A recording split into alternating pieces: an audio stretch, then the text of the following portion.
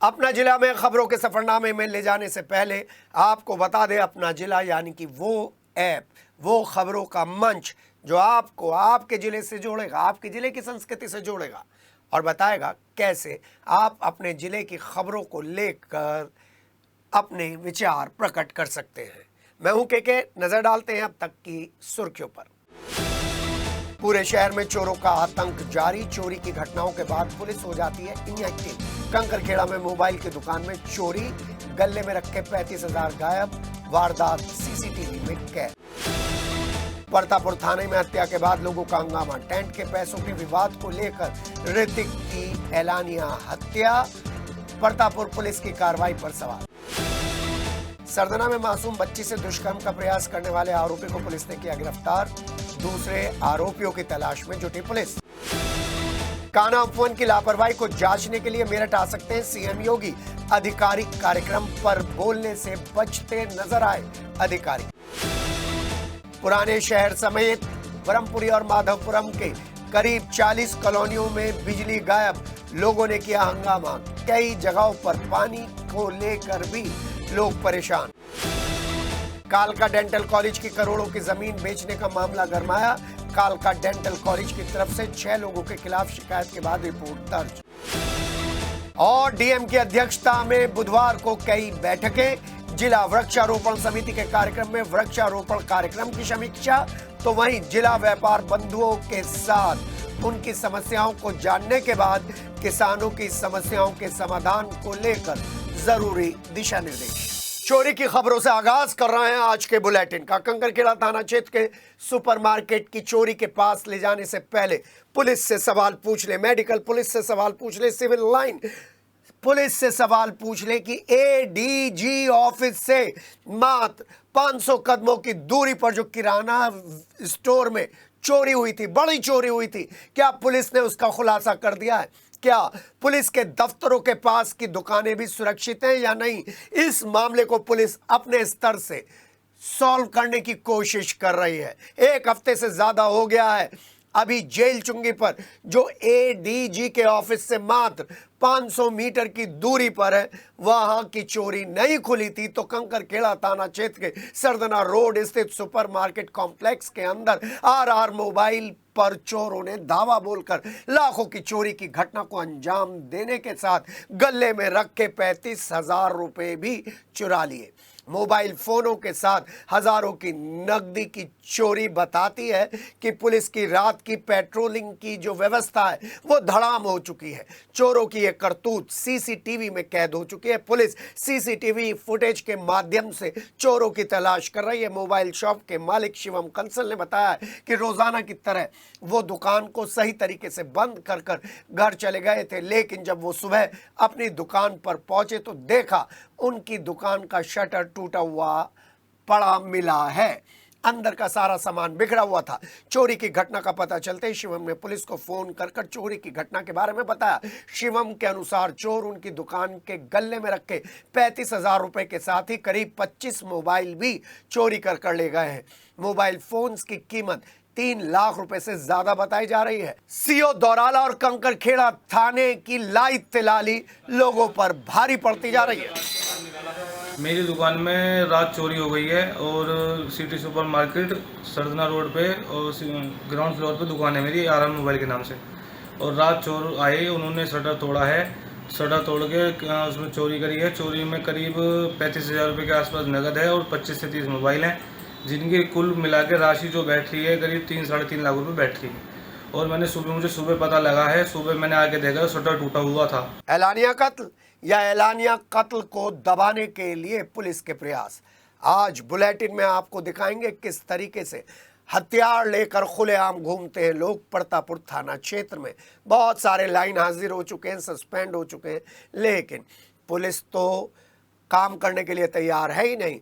वहीं अपराधियों के हौसले भी बुलंद है। परतापुर थाना क्षेत्र के मोहिद्दीनपुर गांव में मंगलवार देर रात टेंट की दुकान चलाने वाले ऋतिक ने जब अपने पैसे पड़ोसी रोहित से मांगे तो रोहित, रेंचो, अंशुल और एक और रोहित दीपक आग बबूला हो गए और टेंट मालिक रोहित पर धारदार हथियारों से हमला कर उसे घायल कर दिया। रोहित की गर्दन कट गई और उसको अस्पताल ले जाते से पहले ही उसकी दर्दनाक मौत हो गई। चीख पुकार सुनकर मृतक का भाई हरीश मौके पर पहुंचा। हरीश पर भी चाकुओं से आरोपियों ने वार शुरू कर दिए, जिसमें वो भी गंभीर रूप से घायल हो गया। सूचना के बाद मौके पर पहुंचे पुलिस ने शव को कब्जे में लेकर पोस्टमार्टम के लिए भिजवा दिया है और घायल को एक निजी अस्पताल में इलाज के लिए भर्ती करा दिया गया है। मृतक के परिजन और ग्रामीण एकत्रित होकर आरोपियों के घर पर पहुंचे, लेकिन पहले से ही वहां तैनात पुलिस फोर्स ने उन्हें समझा बुझाकर शांत करा दिया और आरोपियों की तलाश में दबिशें दे दी है। हम आपको बता दें, आरोपी पकड़े जाएंगे, रात के अंधेरे में आरोपी जाएंगे और फिर वो कट्टा लेने के लिए फिर भागेंगे और फिर पुलिस के साथ मुठभेड़ होगी। ऐसे ही ये घटनाक्रम खुल्ला है। उसे पकड़ो, गिरफ्तार करो, हमारे सामने ले जाओ, हम कुछ नहीं कह रहे। उसे पकड़ तो लो, तुम तो गेट भी खोलने को तैयार नहीं हो बिल्कुल भी। घटना मेरा लड़का था यहाँ से टेंट की दुकान पे गया अपने घर से, मेरा घर यहीं है इस गली में, और वहाँ जाते एक साइड में पता लगा उसकी गर्दन काट दी। बस 1 मिनट हुआ था, हम उसके पीछे पीछे जा रहे हैं। और ये राजपाल के लड़के गए थे 3। थाना प्रतापपुर पुलिस को सूचना मिली कि मोहद्दीनपुर क्षेत्र में खरखदा मोड़ पड़ता है, वहाँ पर एक ऋतिक नाम के व्यक्ति हैं, उन्हें एक रोहित नाम के व्यक्ति द्वारा चाकू से वार किया गया है और जिससे वो घायल हो गए। सूचना मिलते ही पुलिस द्वारा मौके पर पहुंचकर जो घायल हैं उन्हें उपचार हेतु सुभारती हॉस्पिटल में एडमिट कराया गया था, जहाँ डॉक्टर द्वारा उन्हें उपचार के दौरान मृत घोषित कर दिया गया है। शुरुआती पूछताछ में पता चला है कि जो मृतक हैं ऋतिक, उनकी टेंट की शॉप है और जो आरोपी है रोहित, वो अपना टेंट का सामान रखने आया था और टेंट के सामान को रखने को लेकर इनकी आपस में किसी बात को लेकर कहासुनी हुई है, जिसके बाद रोहित द्वारा ऋतिक के ऊपर चाकू से वार किया गया है और जिससे उनकी मृत्यु हो गई है।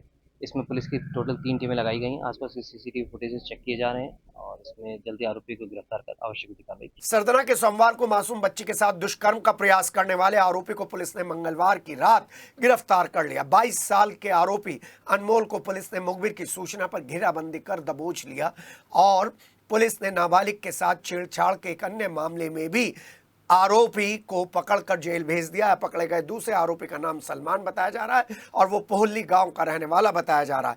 गिरफ्तार आरोपियों को जेल भेजने के बाद पुलिस ने दूसरे फरार आरोपियों की गिरफ्तारी के लिए दबिशें दी हैं।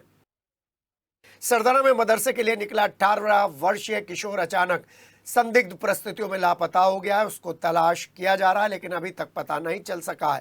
थाने पहुंचकर परिजनों ने पुलिस को गुमशुदगी की रिपोर्ट दी। परिजनों ने पुलिस को बताया कि सरदना के मोहल्ला जगमोहन नगर का रहने वाला अदनान मदरसे जाने के लिए कहकर घर से निकला था और अचानक संदिग्ध परिस्थितियों में लापता हो गया है। परिजनों की शिकायत के बाद पुलिस किशोर को सीसीटीवी फुटेज के जरिए खोजने के प्रयास में जुट गई है।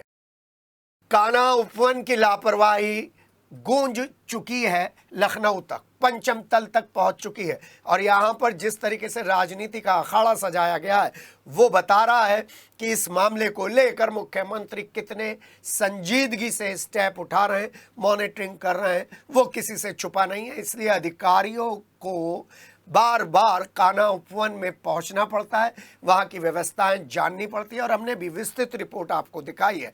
और अब सीएम योगी मेरठ आ सकते हैं, विशेषकर कान्हा उपवन की लापरवाही को ग्राउंड जीरो पर देखने के लिए, और शायद इसीलिए सारे अधिकारियों में हड़कंप मचा हुआ है। अभी तक सीएम योगी के आधिकारिक कार्यक्रम की तो घोषणा नहीं की गई है, वहीं प्रशासनिक स्तर पर भी कोई सूचना पत्रकारों को नहीं दी गई है।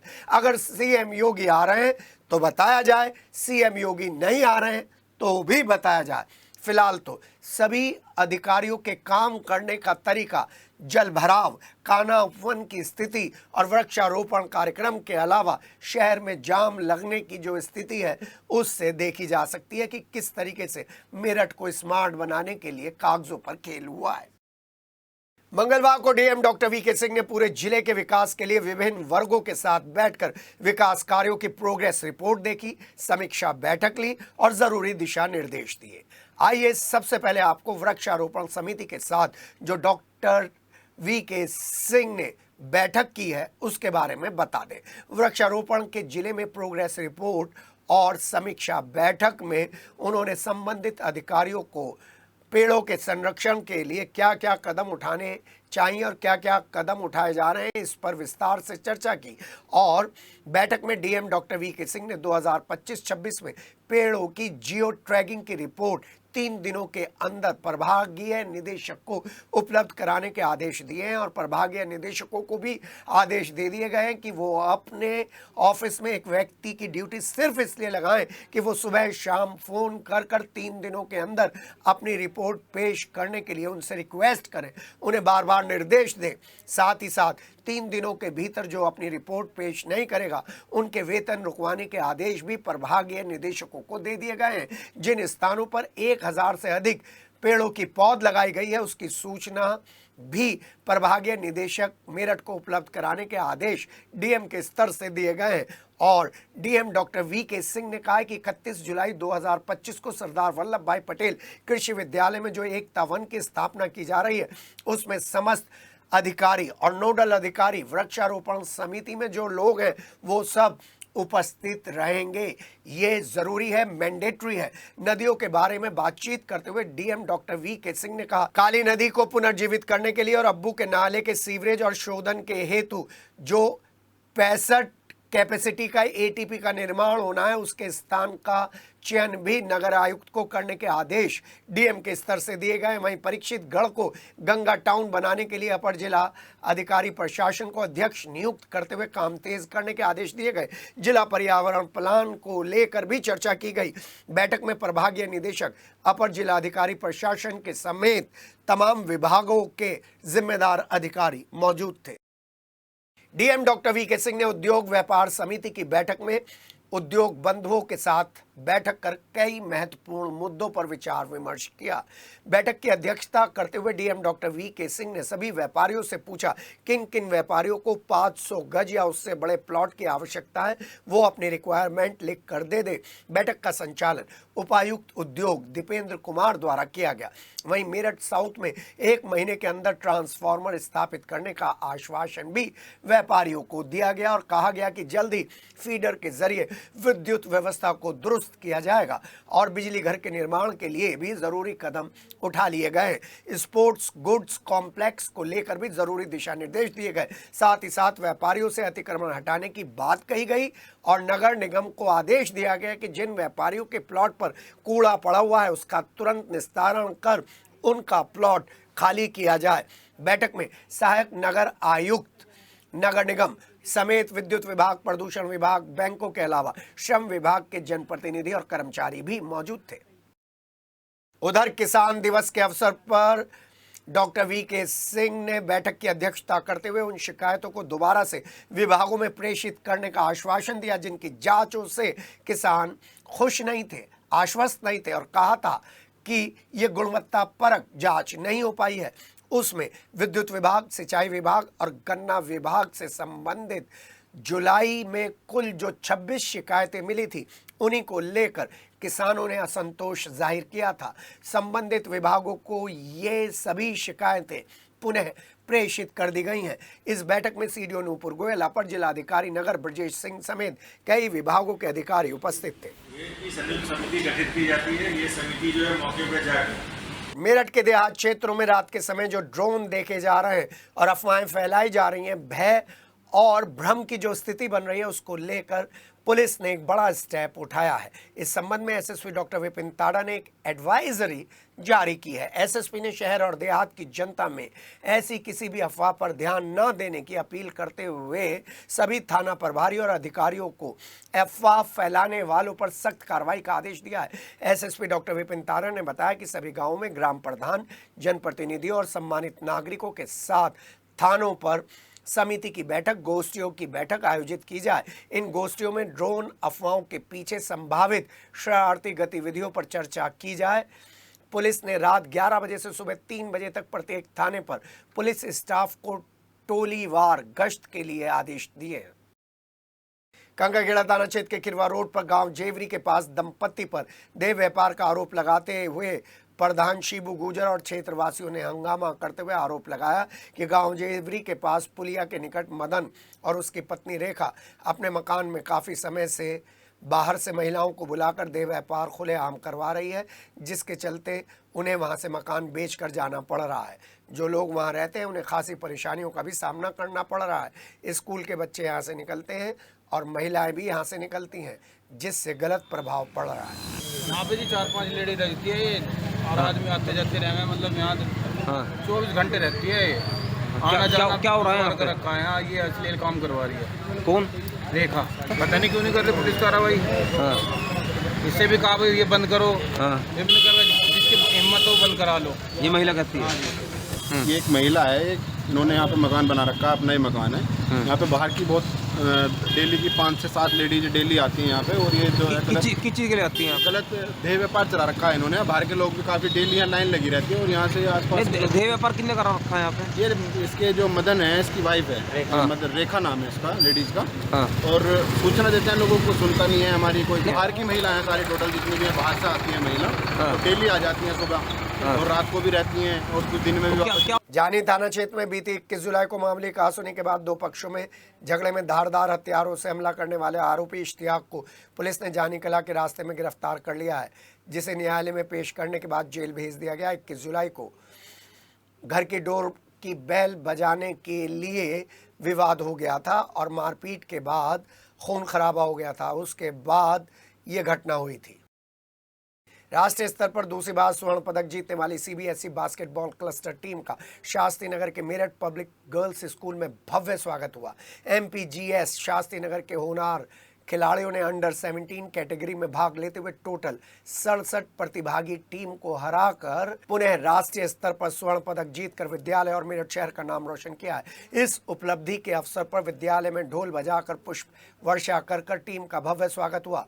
इस दौरान एमपीएस ग्रुप के मैनेजिंग डायरेक्टर विक्रमजीत सिंह शास्त्री और स्कूल के प्रिंसिपल सपना आहूजा ने सीबीएसई बास्केटबॉल क्लस्टर टीम की छात्राओं और कोच ओमकार सिंह को सम्मानित किया। इस दौरान बताया गया कि ग्रेटर नोएडा के गौतम बुद्ध नगर में 23 जुलाई से 27 जुलाई तक स्पर्श ग्लोबल स्कूल में बास्केटबॉल क्लस्टर चैंपियनशिप का आयोजन किया गया था, जिसमें एमपीजीएस की टीम ने बेहतरीन खेल का प्रदर्शन कर चैंपियनशिप ट्रॉफी जीती।